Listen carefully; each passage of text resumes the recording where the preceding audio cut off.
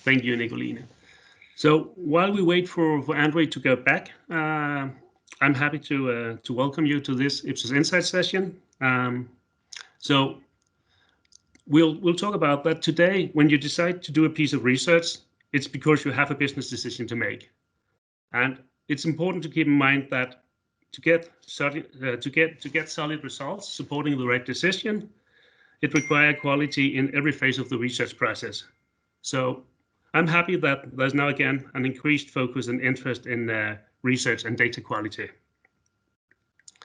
When I started in the research business in 1999, all the data collection was offline. It was either Katie telephone interviews or face-to-face. And it was part of the market research education back then that discussions about stratification, sampling, completion rates, weighting, that sort of thing, that was a natural integrated part of the conversation you would have with your clients. So just like discussions on questionnaire development and wording of questions and analysis and which output of the research should generate. Then in the early 2000s, we started introducing online panels. And at first, that triggered even more methodology discussions.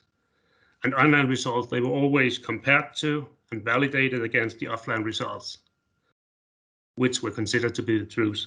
And many, both on agency side and on client side, they were skeptical about online results. And in the early stage, probably for good reasons. But later, Andre is going to share a short story on how he addressed this challenge. As the internet penetration gradually increased, and most of the general population target groups at least could be reached with good coverage in the online panels, suddenly all focus on methodology seemed to disappear, and the discussions often came down to the number of interviews, the number of questions, and price. IPSOS is an old company founded in France in the 70s, and it's been led by researchers ever since then. And all the time, we've kept the focus also on the nerdier parts of the research and the data collection.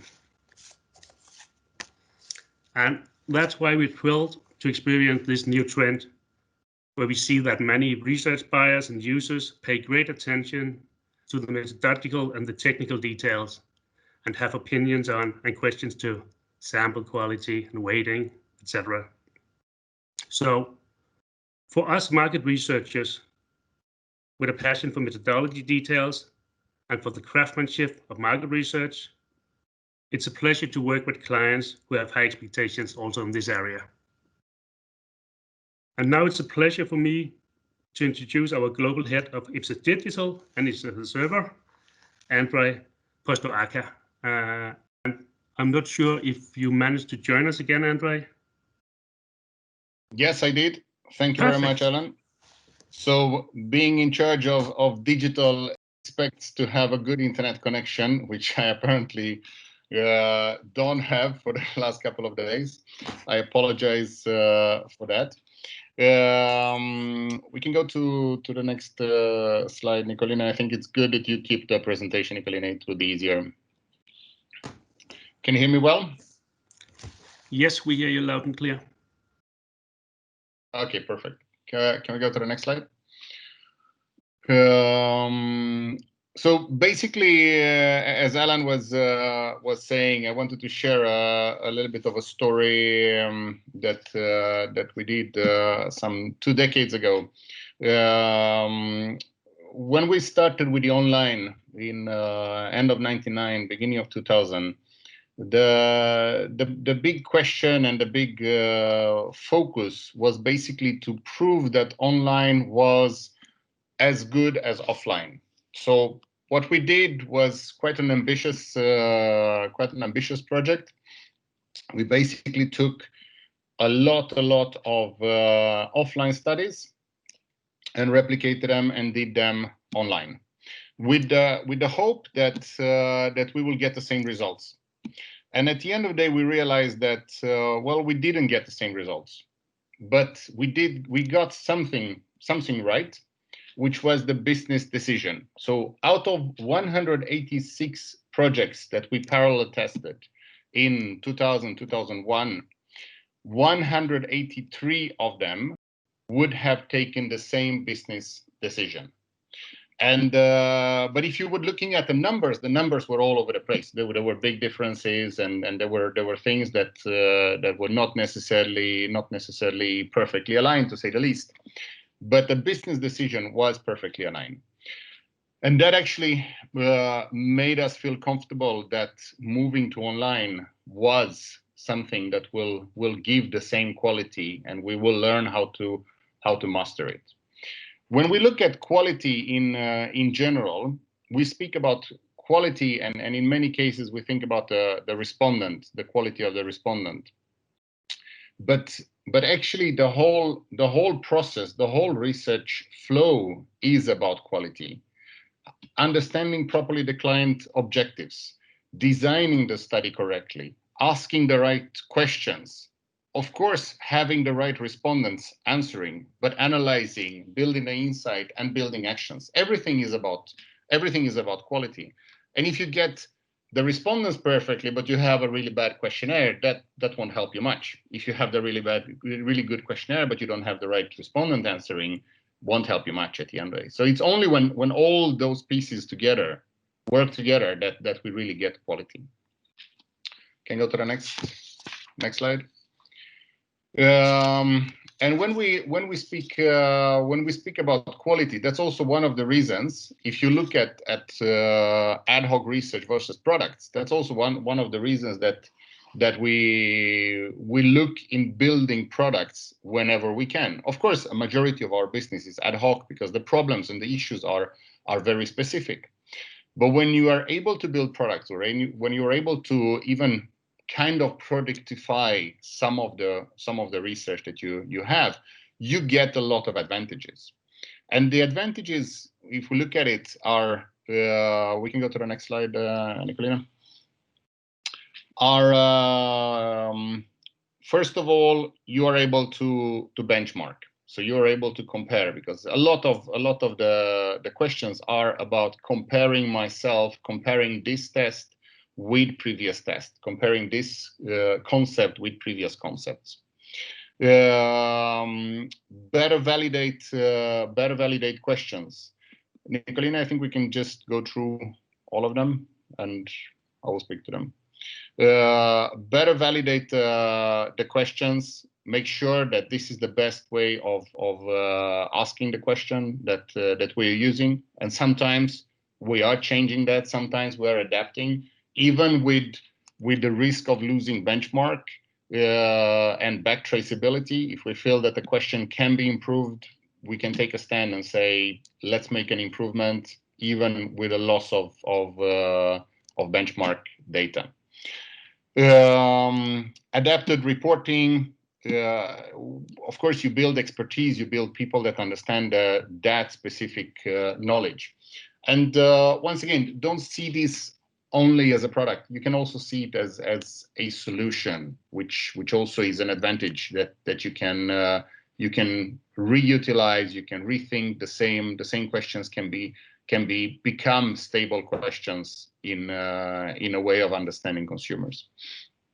And of course, you build the expertise, you build global knowledge, and hopefully you build speed and cost advantages thanks to streamlining the flow much more.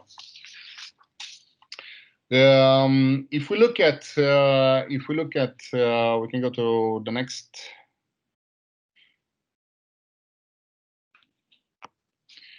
If we look at the art of phrasing a question, in many areas we try always to understand which is the best way of phrasing a question. We can go to the next one. And the phrasing of the question can seem, to some extent, it can seem trivial. That I ask a question, how likely are you to buy coffee tomorrow? That's a good question. Did you buy coffee today? How often do you normally buy coffee? All of them respond to a certain level of information. But at the end of the day, each and every one actually responds to different types of needs that I have in understanding the consumer. And that is something that we look quite a lot in terms of understanding what is the optimal question that is neutral and clear, so there is no risk of misinterpreting what I want, what information I want to get out of it. But what I would say even more is the ability to build balanced scales. I have an example here: highly likely, very likely, likely, not likely. Of course, it's a provocative example, but I have seen these kind of questions, these kind of answers in surveys. And of course, if you want to have great results, then there are very simple ways of asking questions in order to get great results. But at the end of the day, what you want is the truth, as close to the truth as ever possible. And then, of course, a balanced scale alternative, even yes, no, or likely, unlikely, is better than a skewed one. And then you have the complexity of global research, because something that might work in Denmark or in Germany might be a disaster in another country, might be a disaster in a country like Japan, where you want to force much more the respondent to take a stand and not take the middle alternative. And that is also something that we need to take into account. And in many cases, those are based on experience and just learning how to do questionnaires.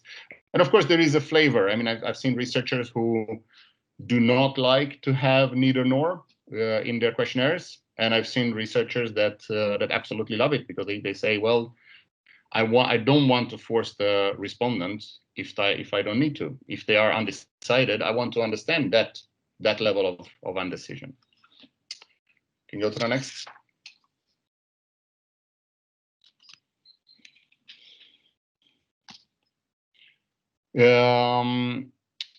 So what we have done, and this has been quite an ambitious project. We have taken 90,000 previously run projects in IPSOS and analyzed them and worked with machine learning in order to analyze phrasings. So not only do I analyze if the questions are similar, which is one important part, which questions are similar to each other, even if the wording is completely different, versus which questions should go hand in hand. So we call it similarity and correlation. We can go to the next part of this slide.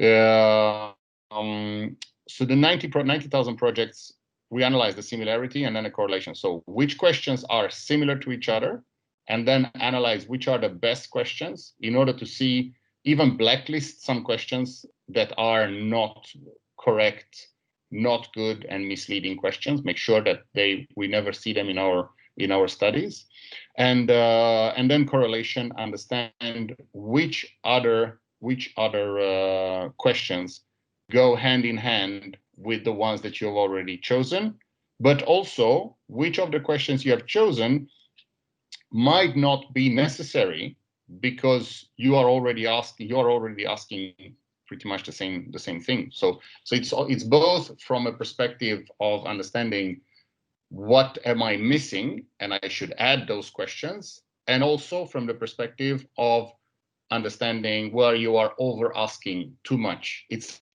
unnecessary. You're wasting the respondent's time with these questions. And at the end of the day, our next steps, because right now it's English focused, our next step is to make sure that all the translations fall into the same logic. Next. And everything is basically, once again, take the local best practice and even laws into account. Next. And we can go the whole slide, Nicolina can speak about it. Thanks. And there are limitations that that we need to think about and we need to respect. Of course, alcohol research in Middle East can be a very sensitive topic to discuss about. Not even sensitive, but it's illegal to do research about that. Sexual research in France might be a surprise. Political research, sensitive topics, the whole public affair in China and several other countries, and of course this is something that where our local teams contribute a lot in suggesting phrasing, suggesting how you should adapt to the local reality. And of course, an average of 7 in Denmark is different from an average of 7 in Japan. And in a country like Japan, you might want to force the answer, where in a country like Denmark, you want to say, well, let's keep it more open. If the people want to stay in the middle and not take a stand on this question, then it's fine. We can go to the next. I had a good example. I'm sure that you know Systembolaget in Sweden, and quite many years ago there was a discussion about liberalizing Systembolaget, and we asked questions: would you drink more alcohol if it was liberalized? And 90% of the people said they will not drink more alcohol if Systembolaget was liberalized. But then we asked also, do you think other people will drink more alcohol? And there was the same 90% that said, yes, other people will drink more alcohol. That doesn't say, I mean, those are more fun questions rather than profound questions that will base our suggestion if this is the right decision or not. Because at the end of the day, you need to really understand, number one, people cannot speak about other people. So the second question, do you think other people will drink more alcohol, is just an opinion, has no real value as a question, because I can only speak about myself, what decisions I will take. And of course, with topics that are sensitive or loaded, you need to go much deeper into the questions in order to understand what is the true opinion of the respondent. And I would say, as a general, we can go to the next one. As a general thing, is when the topic is loaded, you need to go beyond the normal feeling of the respondent, and that's important to think about that. Of course, a very loaded topic will be the presidential election, and one of the questions, of course, is who do you think will win the election? It's a very irrelevant question. The only relevant question is who will I vote for? And an even more relevant question is, how likely am I to go and vote? Because one of the big issues we have in political polling is truly understanding who will come to the vote, who will go there and vote, because that will be the big change. You can have very clear opinions, very clear knowledge of who you will vote for, but if you will not go there and vote, then it won't make any. You can go to the next one.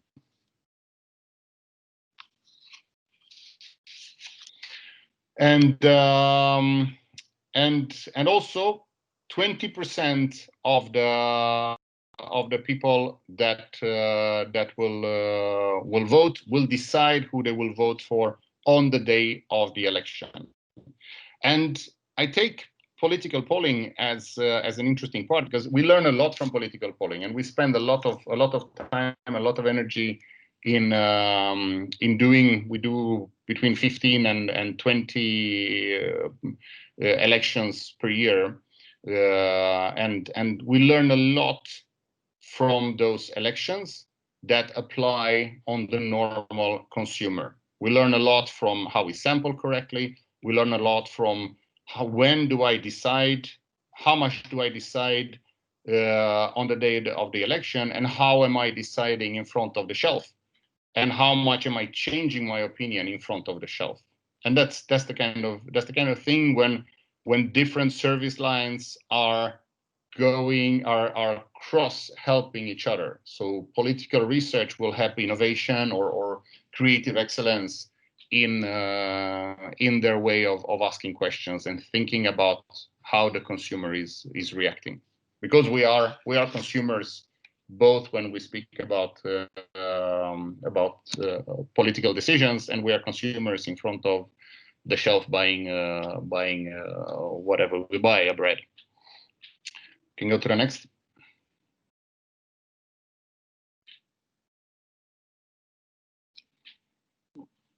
And we are consumers when we choose internet connection as well. And the question is, do we always get it right? Of course we do. Just kidding. So of course there are topics, I mentioned it before, there are topics which are sensitive. We can go back on slide. There are topics which are sensitive that are difficult to understand. In political polling, for instance, extreme political opinions, where people don't want to share that they have an extreme political opinion. But also when it comes to consumers understanding understanding products that are maybe at the edge of the development, where they don't understand it. It's difficult to explain. It's too far-fetched. One example is the iPhone. The iPhone, when it was launched, the research done in the area basically said the iPhone will not take off. Is not the consumer don't want it. Very simple. Well, the truth was slightly different.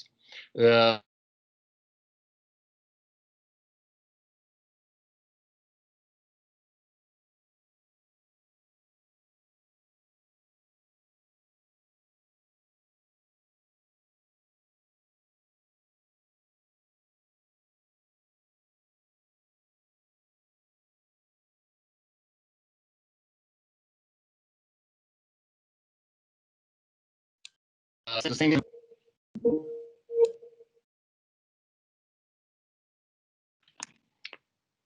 Sorry for that. I think you can hear me now. Is it correct?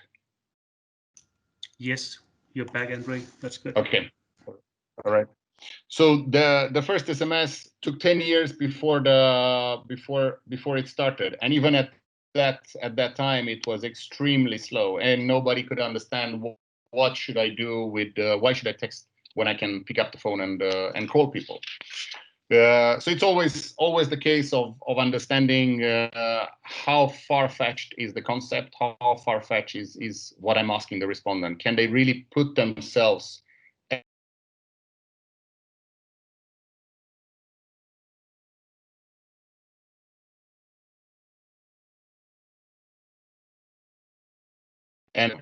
and that will actually stimulate their behavior. So that's the kind of thing that experience will make a lot of difference.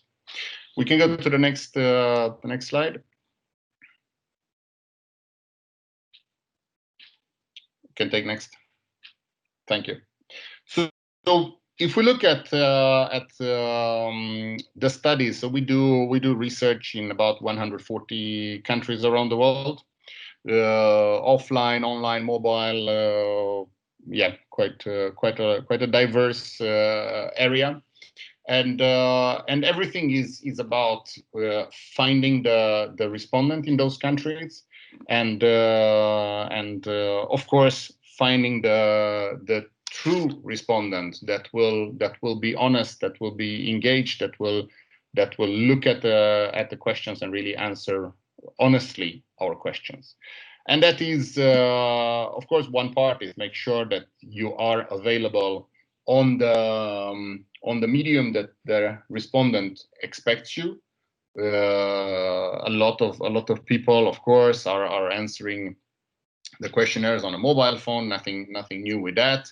And that's also one matter of the quality, how you adapt big questionnaires that you are running into smaller, more focused questionnaires that are mobile and device agnostic.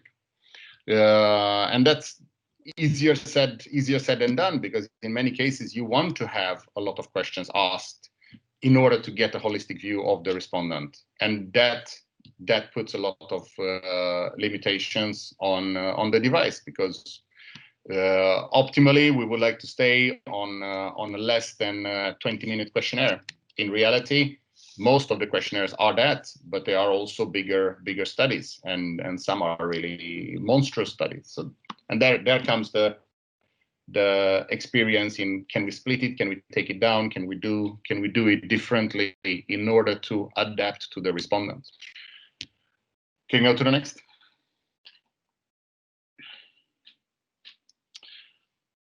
And what we look at when we speak about the respondent, of course, they are real. So they say they are who they are, and we can count that that the respondent is not pretending to be someone else. Of course, next part is they are unique. So there is a lot of focus on making sure that that the honesty of the respondent, the fact that if we work with other partners on the same project, that we make sure that it's not the same respondent answering the questionnaire from two panels, for instance. And we look very much in terms of they are fresh, so they have not participated in similar studies.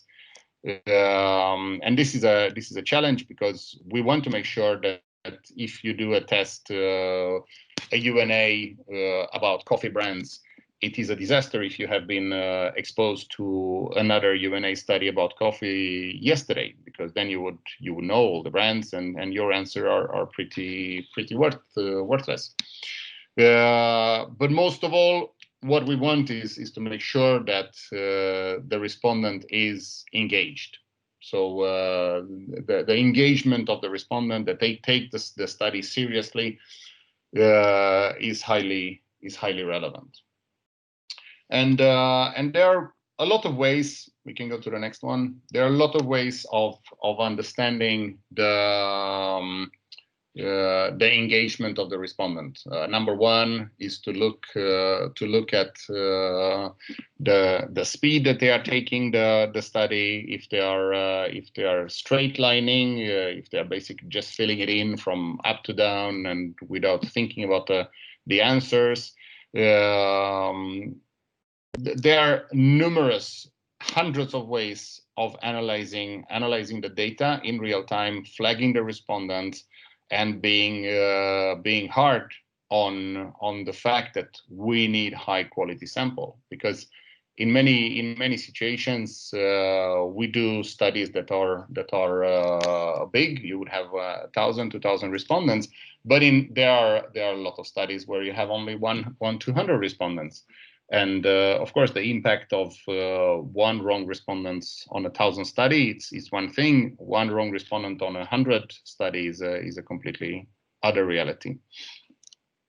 Can go to the next one.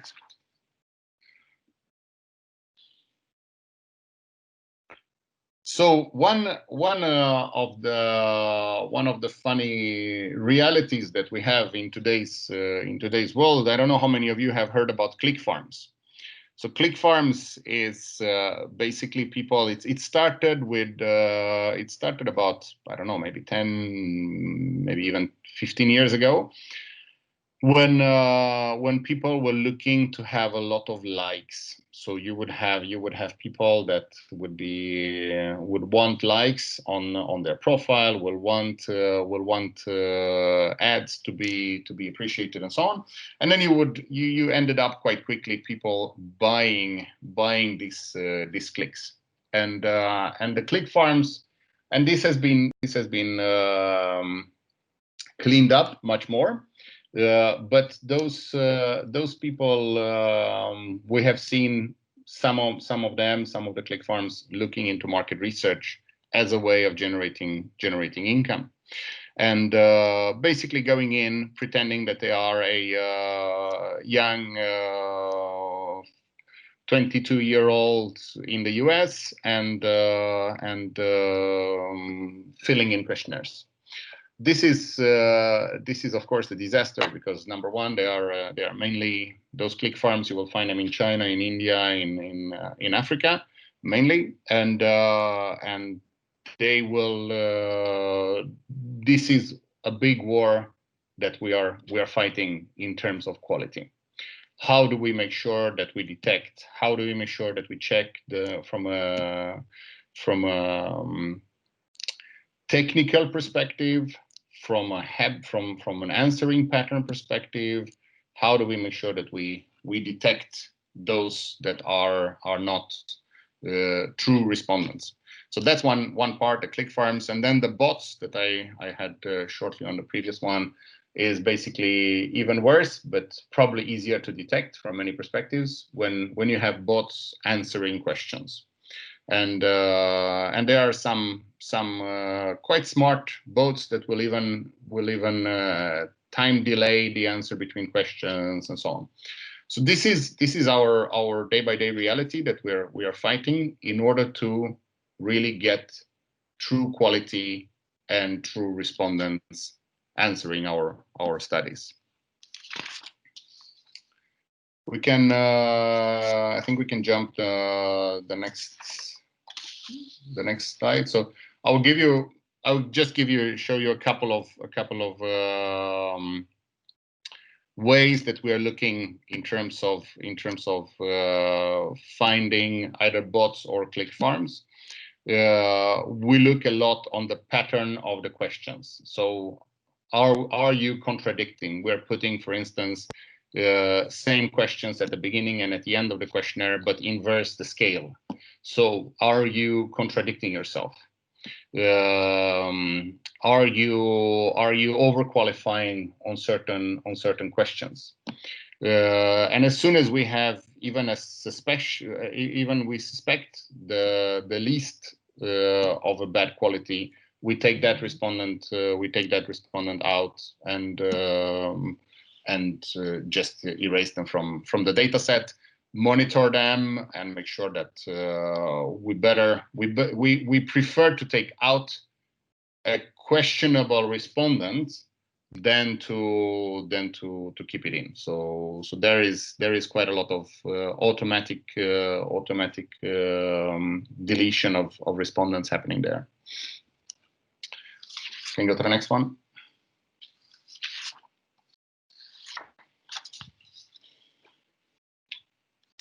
Yeah, mobile first I already mentioned, so we can go to the next one. So interpreting the results, of course, it's about the ability of the researcher, the collaboration with the client in working together. But it's also about, we can go to the next one. It's also about our ability to present the data in the most suitable way. And this is an example of a kind of a traffic light report on our Creative Spark product, where when you can compare tasks, when you can do a lot with the data, but then also go deep dive and into the data and really go and understand the results. Next.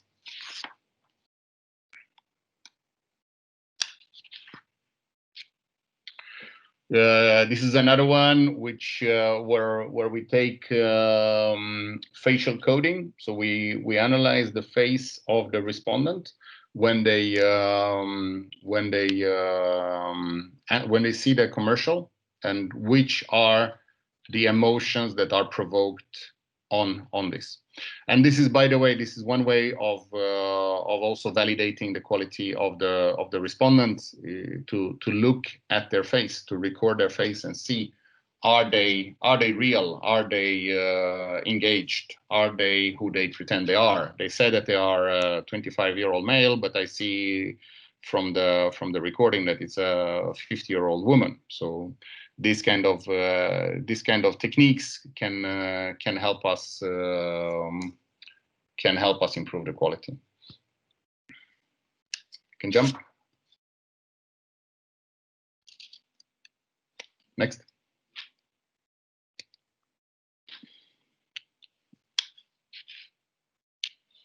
So, Nicolina, we can go to the next one.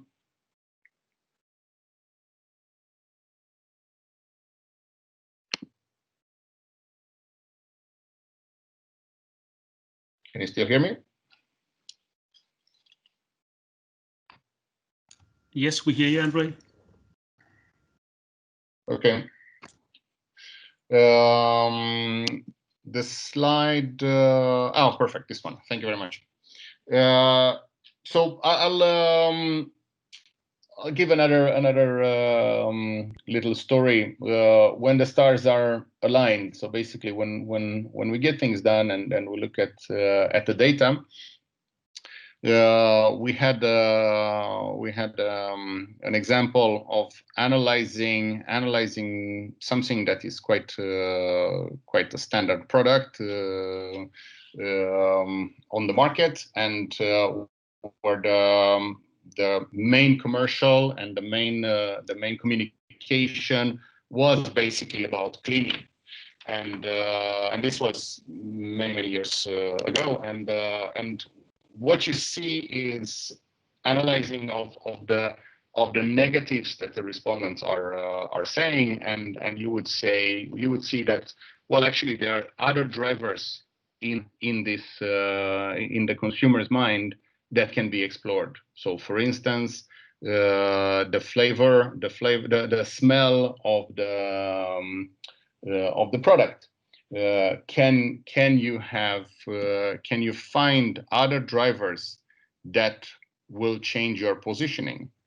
Everybody knows that a product should be a good cleaning product, but can you add other? Can you see in the data other information that can help you reposition your product? And if we go to the next slide, so what is if we look and going into the future, what do we believe will come when it comes to market research in our industry? First of all, next slide. First of all, we see much more AI and behavioral science, machine learning as part of our new reality. AI is something that we spend quite a lot of time on. As you saw, the question library, that is our one of our first big AI projects, where you have machine learning, where you have NLP analysis, in order to understand things that are in the data, but might not be obvious. The second one is, of course, to combine data sources for a better understanding of the respondent.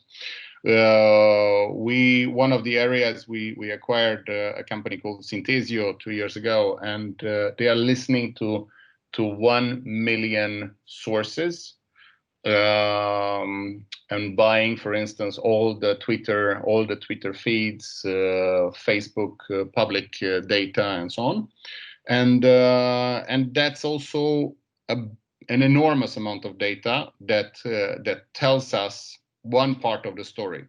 It tells us what is said on the different channels. And of course, what is said on the different channels doesn't necessarily mean this is the correct opinion of the respondents, because it can be, of course, the most vocal ones that are speaking on the channels and can create an opinion that there is an issue when there actually is no issue. But combined with research data, it adds a new dimension to our way of understanding the consumer. And this is just an example. There is enormous amount of data out there, and we see that AI will help us go into cross-running data sets in order to really understand even more the consumer than simply listening to their opinion. But at the end of the day, the true core is asking the consumer the question. That is the true essence in what we are doing. And I will finish with the last point, which is the Toyota 5Y, which I think is an important thing, because at the end of the day, we want to get to an actionable result. We want to get to something that you can take a decision on, and we need to explain with the 5 whys. Why are those actions? Why is that decision correct? And when everything is about that final decision, you need to make sure that there was no question mark in between, and there are no question marks in terms of the five whys. So going down to really understanding the consumer, to really understanding why are they saying that, and ultimately what is the decision that our clients need to take based on this information. And then the next chapter. So what we have chosen, this was pretty much what I wanted to say. So we can go some questions, but we can go to the next one. So we have we do a lot of research on research. We do a lot of white papers on the topic, and I have chosen a couple of 6 different white papers that I think can be relevant on the matter, and we will share them. With you, and we will also share access to our IPSOS Knowledge Center, so you can find more papers on this on the quality, but also other best practices and learnings that we have gained over the years. We can go to the last slide. So this was pretty much what I wanted to say. Once again, sorry for my technical issues. Should we take some questions?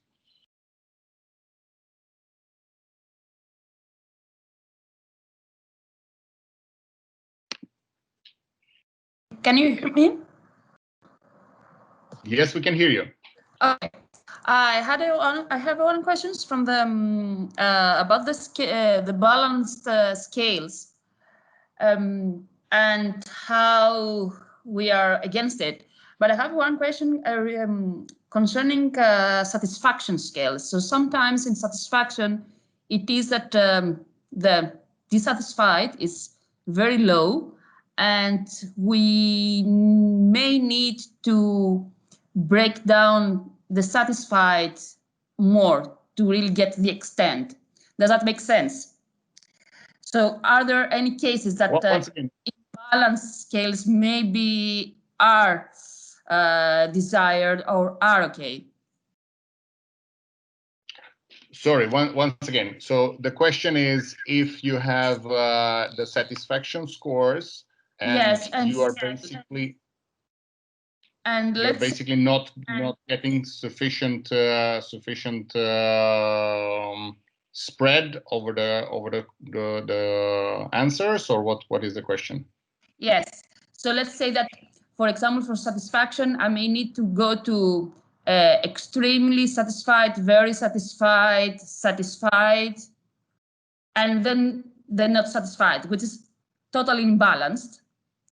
But the not satisfied are all a very small percentage, so I don't need to break it down to a lower level of satisfaction, whereas the satisfied is a big percentage, and I do need to get the extent of how satisfied they are.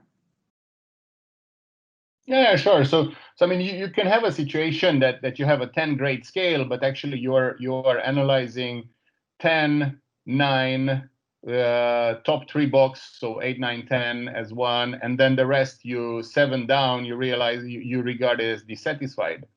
That's not the problem. The problem is if you are asking the respondent a skewed scale from the beginning, where you would say extremely satisfied, and dissatisfied. That would be a skewed scale, in my opinion. So I would go for a 10 grade scale or 11 grade scale or whatever scale you go for, and then interpret the results afterwards. So look at it maybe from 3 buckets, but gather the information on a 10 grade scale. So I would always gather the information, even if I know that almost nobody will say 5 and 6 and 4 and 3, they will be on the extremes. I would still go for a 10 grade scale and then just present it differently, present it on a 3 bucket level at the end of the day. Was that your question? So yeah, am I answering? Thank you.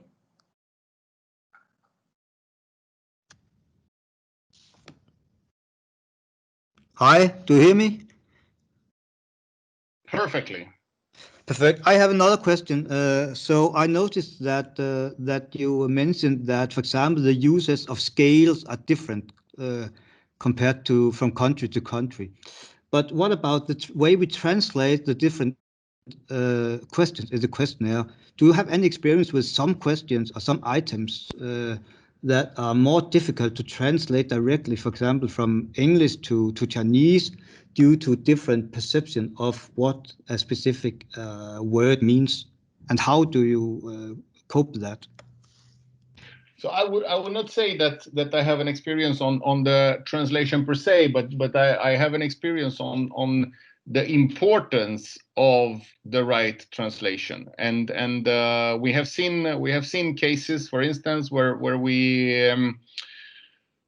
had a project done in one country. Let's say we have a project done in English, and then the same or a similar project started in France and was translated into English, and the translation was not perfect or slightly different. And it's clearly, it puts a lot of burden on the researcher to say, are the numbers different because of the translation, or are the numbers different because the numbers have changed? So that's also one of the reasons we are looking into this and really making sure that you get the same question in the same country, and you don't change the. I mean, you need to come to a perfect translation, or at least you need to come to making sure that the translation is the same time and time again, so you don't have different flavors of the same question. So our big issue is when the question is not exactly the same, and you start comparing between countries, you start comparing between waves of the same study, or even different projects, but for the same client. So translation is immensely important to get it to exact the same translation. And of course, the local knowledge and the local flavor is important. For instance, we only use translation agencies that will have a native on both languages. So it would be a native English, native Chinese that would translate it. So which makes it, of course, in the most countries you would find people that will be totally dual language, and they will be perfect for that.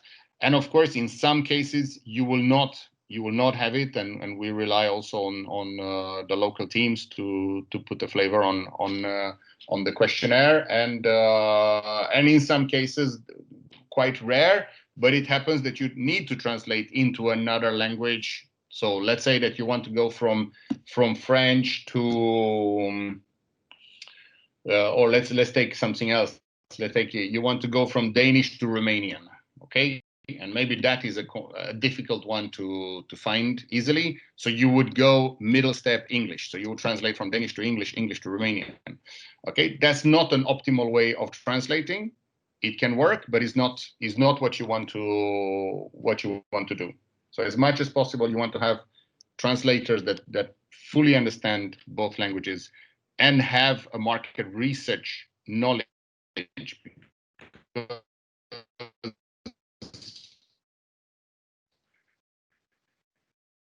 As you know, the question is totally neutral in order to be self-explanatory.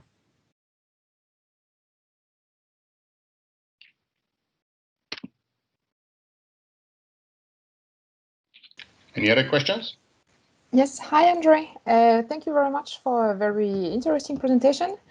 I wanted to ask, how do you train your researchers in order to find all the bad respondents, but also how to formulate exactly the right question based on the goal of the survey? I'm sorry, Audrey, could you repeat it? I didn't hear it properly. Yes, I was asking how you train the researchers to spot all the bad respondents, but also to find the right formulation for the questions. As you said, it can have a lot of impact on the answers. Yeah, no, the training. There is no magic formula on the training, and that's also why we're of course so much this industry is very much relying on experience, because at the end of the day you have a certain background, and you have some understanding about market research, but a lot of the training is done on the job, on working together with experienced researcher and learning the craft of the industry, and in terms of and of course a lot of training internally and never-ending training internally. Then in terms of finding the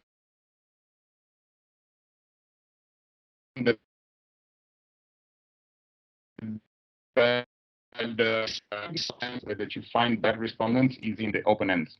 So in some cases we insert open ends just to make sure the quality is good. So even if the quality of the respondent was not bad, so they were not necessarily fraudulent respondents, the quality of the open answers show a lot how engaged the respondent was. But then, of course, that's also something that you need to balance, because if it is a questionnaire, you cannot necessarily expect the respondent to write a novel about what was the satisfaction with this product or with the service and so on. So as always a balance, but those would be two good things to keep an eye on.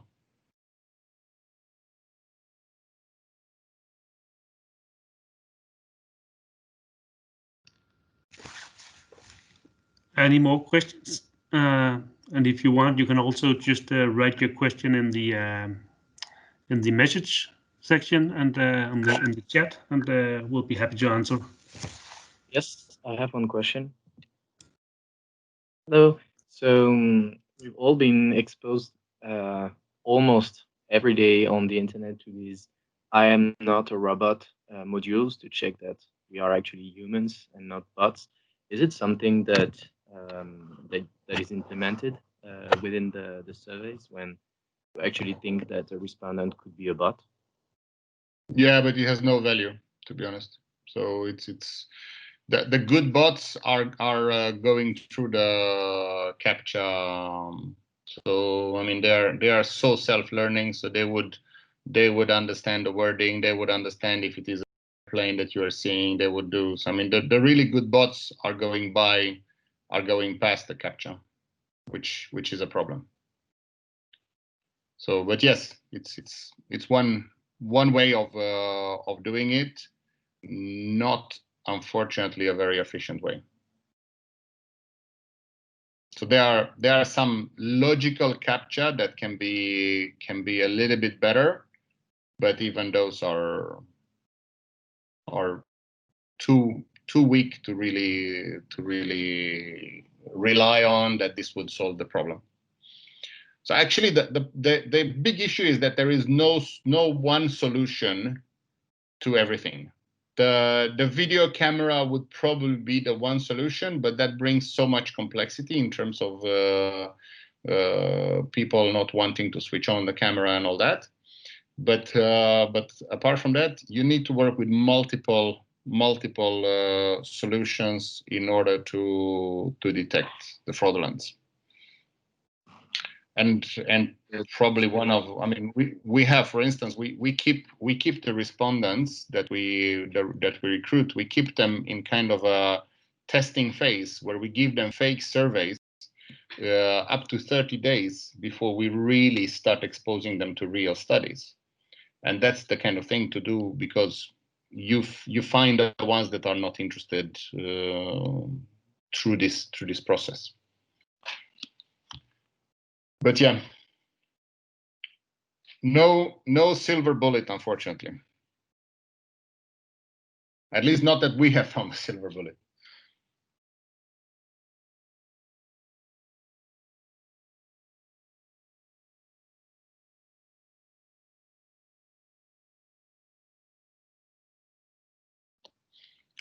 Any other questions?